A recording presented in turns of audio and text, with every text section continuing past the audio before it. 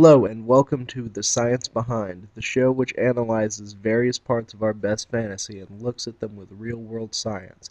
Today we will be looking at an icon in our world who has been everyone from Lewis Wilson to Adam West, I think I know where, Mr. West, to Christian Bale. Without a doubt, Batman is a diverse character, but is he mentally insane? And if so, what real-life illnesses might he suffer from? Before we get into this, I want to throw out I am no psychologist, and I'm sorry if I pronounce some of these wrong. But first, let's take a look at Bruce Wayne, the mild-mannered businessman who lives alone and often distances himself from everyone but his butler and on occasion his partner. He is a classic example of antisocial personality disorder, being that he has an incapacity to maintain enduring relationships, although having no difficulty establishing them. Think about it, in any Batman media, how long does it take him to get the girl? Less than the time it takes for the dance, normally.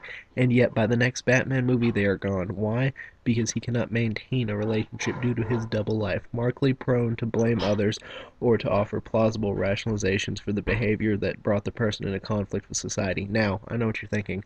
Typh, you've gone loco in the cabeza. Batman doesn't do this, and this, my viewer, is where I've got to prove you wrong. Batman himself has studied psychology to the point he can rely off it just like any other gadget in his belt, so you better believe he knows how to pull some serious mental gymnastics. But let me ask you this. What is the reasoning why Batman is Batman? Why does he continue despite all the good he does? Is it because in his mind the world needs him, but in reality it's he that needs the vindication? He has what is blatantly referred to as hero syndrome, a condition that often affects police officers, firefighters, and other public service agents.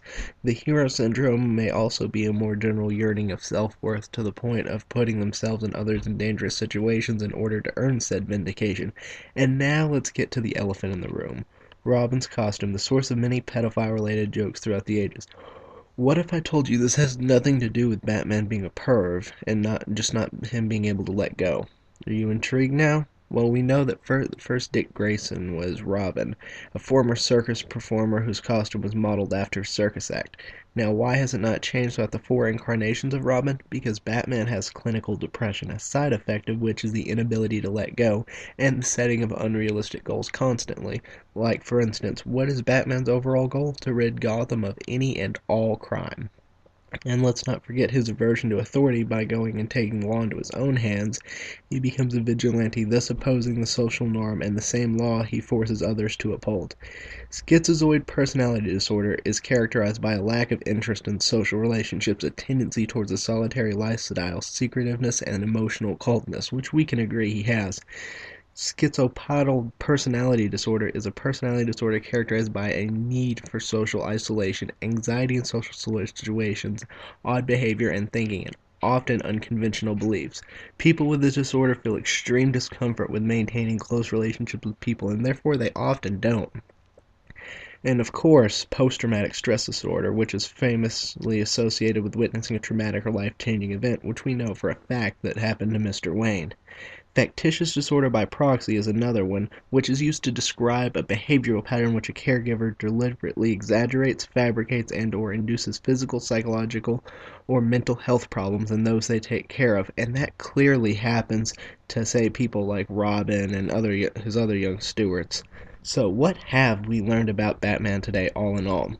That he has clinical depression, hero syndrome, antisocial personality disorder, schizoid personality disorder, schizotypal personality disorder, fictitious disorder by proxy, and last but certainly not least, post-traumatic stress disorder.